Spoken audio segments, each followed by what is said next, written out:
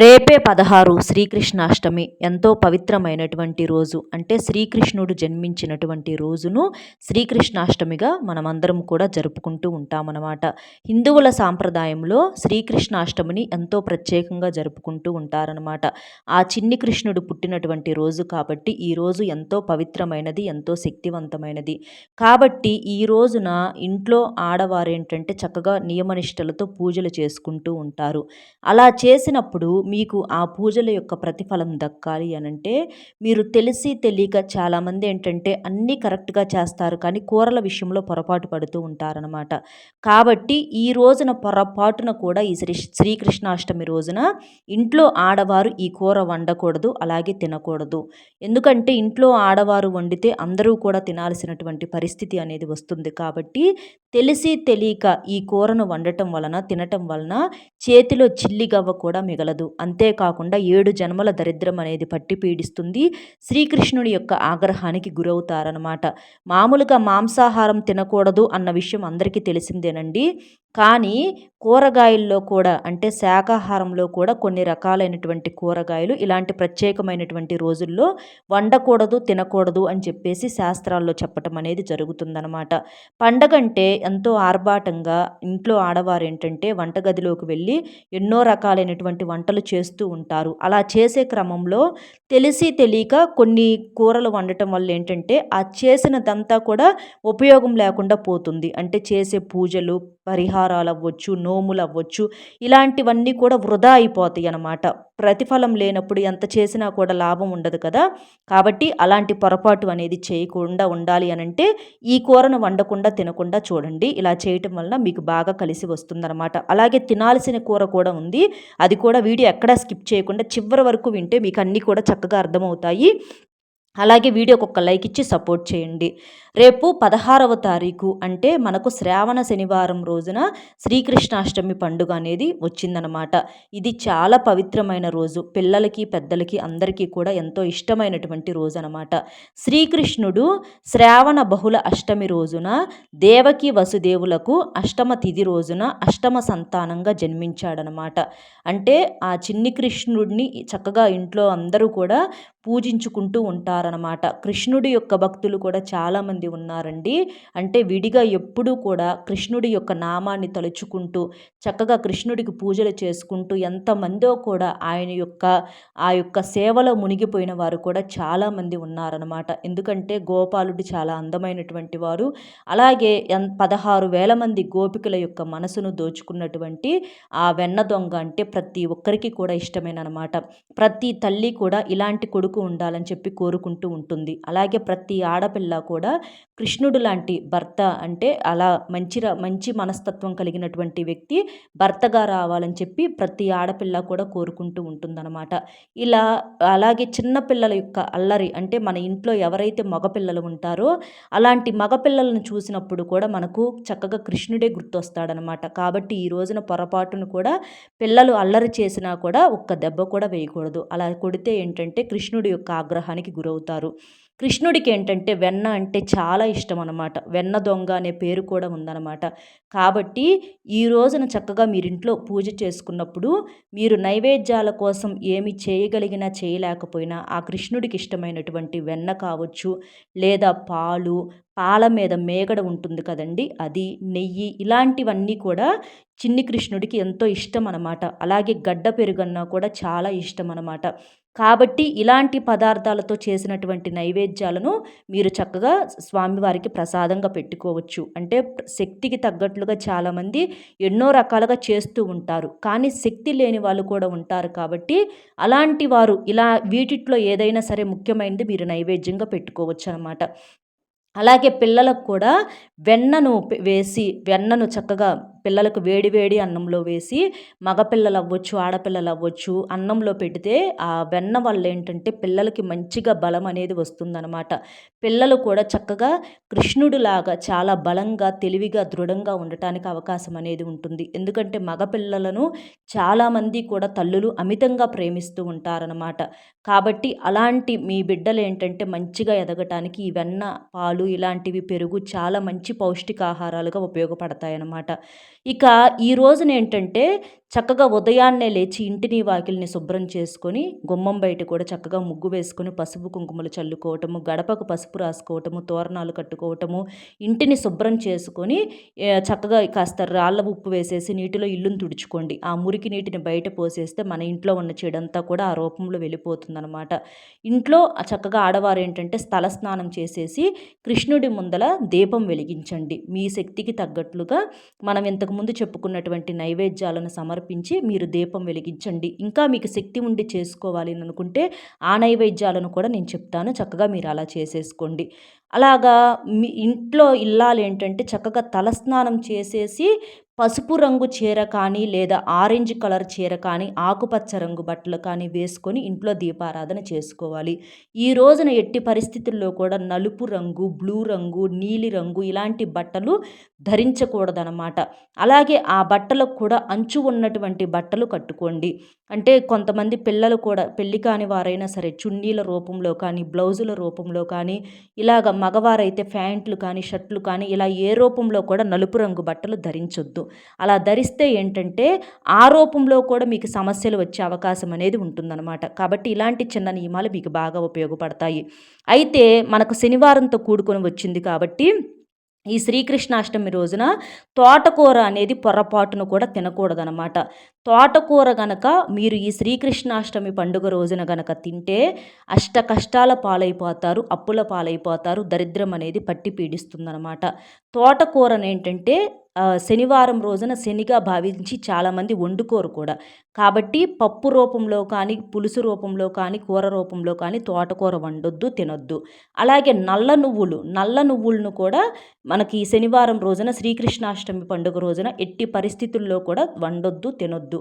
అంటే కూరల్లో పొడుల రూపంలో కానీ లేదా ఇట్లా లడ్డుల రూపంలో కానీ ఇలా ఏ రూపంలోనైనా సరే మీరు నల్ల నువ్వులు అనేవి ఈ శ్రీకృష్ణాష్టమి పండుగ రోజున పొరపాటును కూడా తినొద్దు అనమాట. దీనికి దూరంగా ఉండండి. అలాగే గుమ్మడికాయ అనేది కూడా ఎట్టి పరిస్థితుల్లో కూడా వండటం కానీ తినటం కానీ చేయవద్దు. అంటే స్వీట్ రూపంలో కానీ, హల్వా రూపంలో కానీ, గుమ్మడికాయ చారుల్లో పులుసుల్లో కానీ ఇట్లా వేస్తూ ఉంటారు కదా రుచి కోసము. అలాగా ఏ రూపంలో కూడా మీరు గుమ్మడికాయను తినొద్దు, వండొద్దు. అలాగే కొంతమంది బూడిద గుమ్మడికాయలు ఉంటాయండి. వాటిని ఏంటంటే బరువు తగ్గే సమస్య గురించి, అలాగే ఆరోగ్యం కోసం ఏంటంటే బూడిద గుమ్మడికాయతో జ్యూసులు చేసుకొని తాగుతూ ఉంటారు. అలా ఆ జ్యూసులు కూడా ఈ రోజున పక్కన పెట్టేసేసేయండి. ఇక నెక్స్ట్ వచ్చేటప్పటికి దోసకాయ అనమాట. దోసకాయను కూడా ఎట్టి పరిస్థితుల్లో ఈ శ్రీకృష్ణాష్టమి పండుగ రోజున దోసకాయ అనేది వండొద్దు, తినొద్దు. అలా కాదని తింటే దరిద్రం అనేది పట్టి పీడిస్తుంది. మీకు శని బాధలు వెంటపడే అవకాశం అనేది ఉంటుందన్నమాట. కాబట్టి దోసకాయను కూడా వండొద్దు. ఇక ఈ రోజున తినకూడని పదార్థాలైతే తోటకూర, గుమ్మడికాయ, నల్ల నువ్వులు, అలాగే మనకు దోసకాయ. వీటిని ఎట్టి పరిస్థితుల్లో కూడా మీరు వండటం కానీ తినటం కానీ చేయవద్దు. శాకాహారంగా భావించి వీటిని తినొద్దు. ఇలా కాదని తింటే మాత్రం జన్మ జన్మల దరిద్రం అనేది పట్టి పీడిస్తుంది. చేతిలో చిల్లిగవ్వ కూడా ఉండదు. ఏముందలే అని చెప్పేసేసి అనుకుంటే తిన్న వెంటనే ఏది ఉండదండి. తర్వాత దాని యొక్క ప్రతాపం అనేది చూపిస్తుందన్నమాట. ఎందుకంటే శాస్త్రాల ప్రకారం కొన్ని ప్రత్యేకమైన ఇలాంటి రోజుల్లో ఇలాంటివి వండకూడదు, తినకూడదు అని చెప్పటం అనేది జరుగుతుందన్నమాట. కాబట్టి ఇవి పక్కన పెట్టేసేయటం వల్ల మీకు మంచి జరుగుతుంది. అలాగే కోడిగుడ్డును కూడా చాలామంది శాకాహారంగా భావించి తింటూ ఉంటారు. కానీ కోడిగుడ్డు కూడా మాంసాహారమే. కాబట్టి కోడిగుడ్డు కానీ అలాగే చికెన్, నాన్ వెజ్ అనేది ఏది కూడా తినకూడదు. ఆ కూరలతో పాటుగా ఇవి కూడా తినకూడదు. నాన్ వెజ్ చికెను, మటను, రొయ్యలు, అలాగే చేపలు, కోడిగుడ్లు ఇలాంటివన్నీ కూడా నాన్ వెజ్ అనేది ఏ రూపంలో కూడా చికెన్ పకోడీ కానివ్వండి, లెగ్ పీసులని కానివ్వండి, చికెన్ 65, బిర్యానీ ఇట్లా ఎన్నో రకాలుగా ఉంటాయి కదా. అలాంటివన్నీ కూడా పొరపాటును కూడా వండటం కానీ తినటం కానీ చేయవద్దు. అలా కాదని తింటే మాత్రం చాలా ఇబ్బంది పడాల్సి వస్తుందన్నమాట. ఎందుకంటే శ్రీకృష్ణుడు జంతువులను అమితంగా ప్రేమిస్తూ ఉంటాడు, ప్రకృతిని కూడా ప్రేమిస్తూ ఉంటాడు. కాబట్టి నోరు లేని మూగజీవులను హింసించటం పాపం. ఇక ఈ రోజున ఏంటంటే మీరు చక్కగా పులిహార, చక్కెర పొంగలి, పాయసము, కట్టె పొంగలి, మిరియాల అన్నము ఇలాంటివి, పెరుగు అంటే దద్దోజనం అవ్వచ్చు, ఇలాంటివన్నీ కూడా మీరు చక్కగా ఈ శ్రీకృష్ణాష్టమి రోజున శ్రీకృష్ణుడికి నైవేద్యంగా సమర్పించుకోవచ్చు అన్నమాట. ఇలాంటివన్నీ కూడా శ్రీకృష్ణుడికి ఎంతో ఇష్టమైనవండి. కాబట్టి మీకు శక్తి ఉండి చేయగలము అనుకుంటే అన్నీ చేసుకోండి. లేదా వీటిట్లో ఏదైనా మీరు చేయగలిగినవి 1, 2 అయినా పాయసమైన పాయసమైనా, చక్కెర పొంగలైన, పులిహారైన, కట్టె పొంగలి, దద్దోజనం అంటే కూడా స్వామివారికి చాలా ఇష్టం కాబట్టి మీరు ఇలాంటివి చేసుకొని చక్కగా మీ శక్తికి తగ్గట్లుగా ఇంట్లో దీపారాధన చేసుకోండి. ఇలా చేసుకోవటం వలన ఏంటంటే ఆ శ్రీకృష్ణుడి యొక్క ఆశీస్సులు మీకు ఎప్పుడూ కూడా ఉంటాయన్నమాట. ఎందుకంటే మనకు భగవద్గీతను కూడా ఎంత చక్కగానో మనకు శ్రీకృష్ణుడే ప్రచారం చేశారు కాబట్టి అందులో ఉన్నటువంటి గొప్ప వాక్యాల వల్ల చాలామంది జీవితాల్లో మార్పులు అనేవి వచ్చాయి కాబట్టి శ్రీకృష్ణుడు అంటే సామాన్యుడు కాదండి. ఎంతమందో కూడా అంటే అల్లరి చేష్టల వెనక కూడా ఎంతో పరమార్థం అనేది ఉంటుందన్నమాట. కాబట్టి అంత గొప్ప దేవుని యొక్క ఆశీస్సులు అనేవి ప్రతి ఒక్కరి జీవితానికి చాలా అవసరము, చాలా మనకి బాగా ఉపయోగపడతాయి అన్నమాట. కాబట్టి పిల్లలు పెద్దలు అందరూ కూడా ఇంట్లో అలాగే ఏంటంటే ఈ రోజున ఉట్టిని కూడా కొడుతూ ఉంటారనమాట. ఉట్టిని కొట్టడం అనేది చాలా ఆచారంగా కూడా ఉంటుందన్నమాట. చాలామంది ఏంటంటే పందిర్లు వేసుకొని అట్లా ఉట్టిని కొడుతూ ఉంటారు. అలా కొట్టడం వలన కూడా మీకు చాలా మంచి జరుగుతుందన్నమాట. వివాహాలు కాని వారికి మంచి భర్త దొరికేటటువంటి అవకాశం అనేది ఉంటుంది. మీ యొక్క కోరికలు తీరని కోరికలు ఏదైనా ఉంటే ఆ కోరికలన్నీ కూడా తీరే అవకాశం అనేది ఉంటుందన్నమాట. అలాగే ఈ రోజున ఏంటంటే విష్ణుమూర్తికి కృష్ణుడికి ఎంతో ఇష్టమైనటువంటి తులసి చెట్టుకు కూడా చక్కగా దీపారాధన చేయండి, దీపం వెలిగించండి. ఈ రోజున మీకు అవకాశం కుదిరితే తులసి మొక్కను తాకే ప్రయత్నం చేయండి, 11 సార్లు ప్రదక్షిణలు చేయండి. అలా చేయటం వల్ల ఆ స్వామివారి యొక్క ఆశీస్సులు కూడా మీకు ఎప్పుడూ ఉంటాయి. మీరు ఇంట్లో తులసమ్మను పూజించినా లేదా మామూలుగా తులసి మొక్క అయినా సరే ఉంటే మీరు ఈ రోజున తాకటం వలన మీకు చక్కగా విష్ణుమూర్తి లక్ష్మీదేవి ఆశీస్సులు అలాగే శ్రీకృష్ణుడి యొక్క ఆశీస్సులు కూడా మీకు పుష్కలంగా ఉంటాయి కాబట్టి తప్పనిసరిగా తులసమ్మ దగ్గర కూడా దీపం వెలిగించండి. అలాగే ఈ రోజున ఉట్టి కొట్టేటటువంటి ప్రయత్నం కూడా చేయండి. ఎందుకంటే ఆ వెన్న దొంగ ఏంటంటే ఎక్కువగా వెన్నను దొంగతనం చేస్తూ ఉండేవాడు అనమాట. స్వామివారికి వెన్నన్న, పాలన్న, పెరుగన్న ఇలాంటివన్నీ కూడా చాలా ఇష్టం అనమాట. ముఖ్యంగా వెన్న దొంగ అనేటటువంటి పేరు కూడా వచ్చిందంటే వెన్న అంటే చాలా ఇష్టం కాబట్టి ఆ స్వామికి వెన్న దొంగగా చిలిపి కృష్ణుడిగా పేరు రావటం అనేది జరిగింది. అలాగే ఇంట్లో మగపిల్లలు ఉంటే వెన్న అంటే పాదాలు వేస్తూ ఉంటారండి. అట్లా వెన్న పాదాలు చిన్ని పాదాల మీద అట్లా నడుస్తూ ఉండటం వలన ఆ ఇంట్లో ఏంటంటే సిరి సంపదలు అనేవి బాగా వస్తాయన్నమాట. అంటే ఆ అడుగుల రూపంలో అడుగులు అనేవి అంత పవిత్రంగా భావిస్తూ ఉంటారనమాట. కాబట్టి ఇంట్లో మగపిల్లలు ఉంటే చక్కగా ఇలాంటి నియమాలు అనేవి కూడా పాటించండి. పిల్లల్ని ఈ రోజున పొరపాటును కూడా తిట్టడం కానీ కొట్టడం కానీ చేయవద్దు. చక్కగా మందార పుష్పాలతో స్వామివారికి అలంకరణ చేసి పూజ చేయటం వల్ల మీరు చేసే పూజకు మంచి ప్రతిఫలం అనేది కూడా దక్కుతుందనమాట. కాబట్టి ఈ రోజున పొరపాటును కూడా వండకూడని కూరలు ఏంటి అనేది మీరు చూశారు కదండి. కాబట్టి ఎట్టి పరిస్థితుల్లో కూడా ఆ కూరలను వండొద్దు, బయట కూడా ఎక్కడా కూడా తినొద్దు.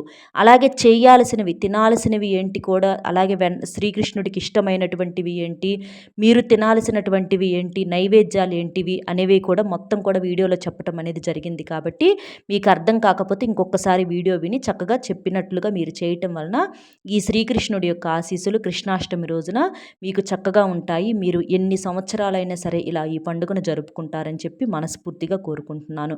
ఆ లక్ష్మీదేవి యొక్క అనుగ్రహంతో మీ జీవితంలో సిరి సంపదలతో అష్టైశ్వర్యాలతో తొలతూగుతారు. అలాగే ఆ శ్రీకృష్ణుడి యొక్క ఆశీస్సులు కూడా మీకు ఉంటాయన్నమాట. అర్థమైంది కదండి.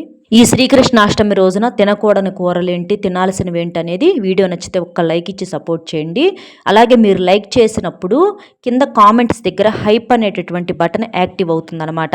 ఆ హైప్ అనేటటువంటి బటన్ క్లిక్ చేయటం వలన మీ ఆ పాయింట్స్ అనేవి యాడ్ అవ్వటం వలన వీడియో ఇంకొంతమందికి చేరటానికి అవకాశం అనేది ఉంటుంది. కాబట్టి లైక్ ఇచ్చి మీకు తెలిసిన మిత్రులకు కూడా షేర్ చేసి మీ విలువైనటువంటి పాయింట్స్ని కూడా యాడ్ చేయండి. అలాగే మొట్టమొదటిసారిగా మన ఛానల్ చూస్తుంటే సబ్స్క్రైబ్ చేసుకొని పక్కనే ఉన్న ఆల్ అనే బెల్ని క్లిక్ చేయటం మాత్రం అస్సలు మర్చిపోవద్దు. కాబట్టి ఒక్క లైక్ ఇచ్చి సపోర్ట్ చేస్తారని చెప్పి మనస్ఫూర్తిగా కోరుకుంటూ పేరును చొప్పున శ్రీకృష్ణాష్టమి యొక్క శుభాకాంక్షలు తెలియజేసుకుంటూ కామెంట్ బాక్స్లో వచ్చేటప్పటికి జై శ్రీకృష్ణ అనే కామెంట్ని చేయటం వలన మీకు మీ కుటుంబానికి అంతా కూడా మంచి జరుగుతుంది. మరొక మంచి విశేషంతో మళ్ళీ కలుద్దామండి. సర్వేజన సుఖినో భవంతు. నమస్కారం.